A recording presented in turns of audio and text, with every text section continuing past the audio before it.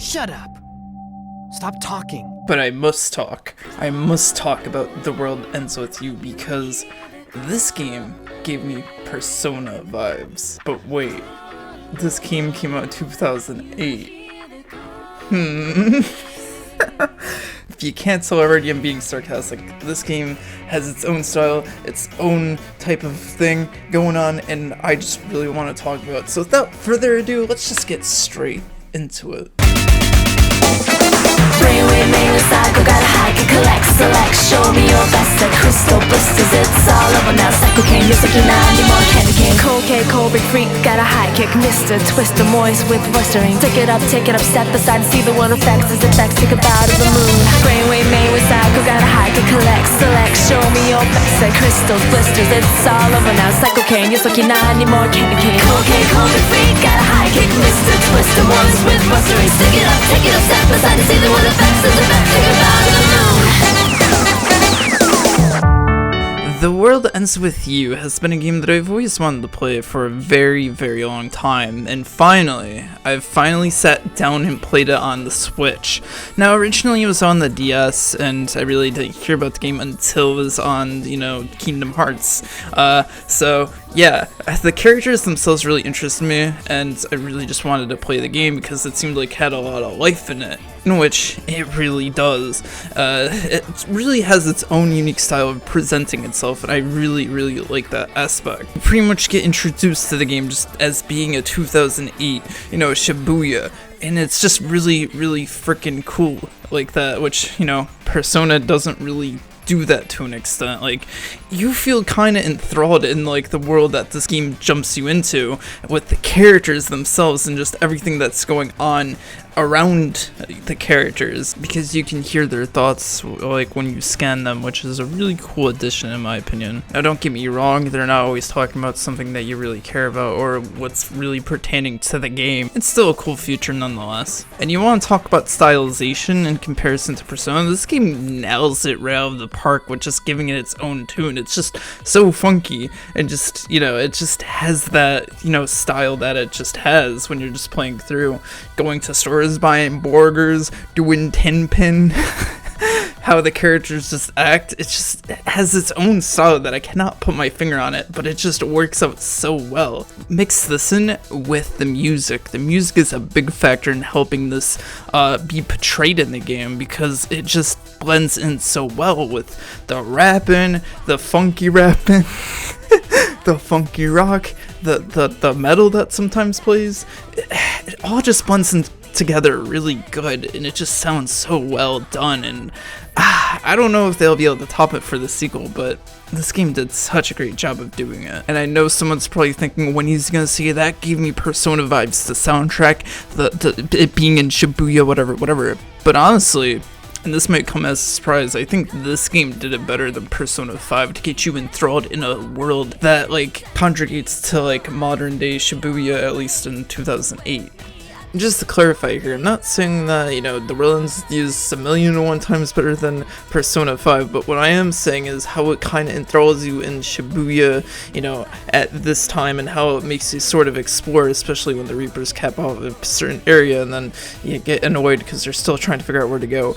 But more or less, this game makes you, figure out the streets, figure out where you're going, and just explore around. Persona 5 does this at the beginning, but kind of just doesn't care, especially when fast travel is introduced to you. So just to clarify there, I don't want people to really think oh yes, 2D versus 3D. 3D Shibuya does look pretty cool in Persona 5, but I do think the exploration and how it kind of motivates you to explore around in this game does it better. And talking towards the characters in Persona 5, yes, the side characters are really good, well written social links. However, the protagonists kind of lack, which in this game, oh god, they're really good and well written, and you actually caring about these characters and such. Mr. H is what I'm gonna call him before I script his name. So really, really cool in this game. Just him being able to help out Neku along the way and help out players is just really cool to see, and his personality even too is just cool. I mean, this character is just meant to be cool. Do you see them glasses? Do you see them shades? Talking towards Neku though, his character related to me a lot, especially with the opening. Like in middle school and like my first year I think of high school, I actually was very shut in from other people. I just distanced myself because I kind of matured at a very young age and what I went through. Kind of his betrayal in this game like really hit me in the relatable field. So but I mean, I'm the complete opposite than I was then. I mean, I think you guys can probably tell that because I'm making a goddamn YouTube video for viewers to watch, so I mean, yeah, but it's really cool to see how his character grows throughout this game and just how he starts caring for his partners, or later to be known as his friends. One of the things that I think this game does so well is hitting you in the feels, the, you know, emotions, if you will. Like, just looking at Shiki's story, like, it really does hit you in a sense, and it hits on, like, you know, relatable issues that people would go through. And I think, like, even just this segment alone is really, it's really, really good to see so much character development put into the first character, and just how much, you know, feeling that even Neku starts to feel throughout his time with Shiki. You even start to feel for Beat in this game, because he's an idiot, but even still, you still have that, like, level of feeling for him, even though he has his, you know, tantrums and being so angry and just being an outright idiot all the time. So, you know. Then you have Joshua, a character who's a cocky little son of a bitch. Joshua is one of those characters where you might like or hate him when you first meet him, but he's a smug ass looking dude.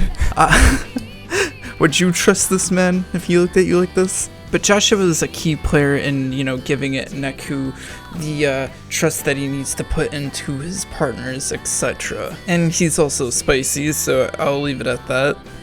As far as the Reapers go, without spoiling too much, they have their own things to basically to stop the players from, you know, succeeding. And some of them are more interesting than other Reapers, especially the first one. He's not a good character. The Reapers after that actually have more personality and have more character growth, if you will. Especially Sho Minamito. I hope I'm saying that right. I'm probably not. But yeah, he's just like, he just has a lot of catchy phrases like, that is slow, and whatever else he says. He's a funny one.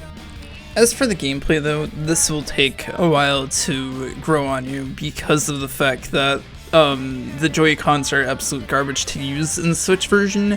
I recommend just using it in tablet mode because that's probably the best way to play. Or you can watch the anime, which I think is a comparable experience, although you won't get that like satisfaction of exploring Shibuya like I was talking about in this video, how it basically encapsulates you and engulfs you in it. So I do think like in a sense it takes away from that experience, which a lot of anime video games tend to do that because they just go real fast, and I just have to question why. And more or less it's budgeting and how much budgeting Square Enix probably gave for it, etc.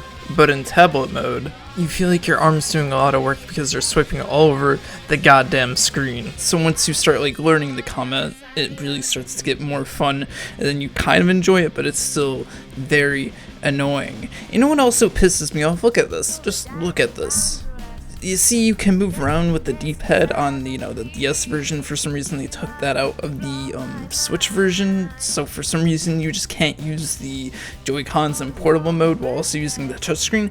Makes no absolute sense. Just Square Enix ports just are a whole another level of what the heck. What were they thinking? Because I'm pretty sure this game uses the source code from the DS game, so for them to not have programmable buttons to just walk around with a controller is absolutely beyond me. Anyways, this is as far as I'll leave it. I don't want to talk too much into like spoilers. I want you guys to enjoy this game, pick it up, and I just really hope you guys enjoy this game. I know that the gameplay factor is a huge hurdle to get over, but I swear the gameplay gets a little easier once you learn like how it works, and I just really wish the Switch port was a lot better. But anyways, I hope you guys enjoyed the video. Like the video if you enjoyed it. Comment if you have any questions. Yeah. With that being said, I hope you guys have a good one. Peace.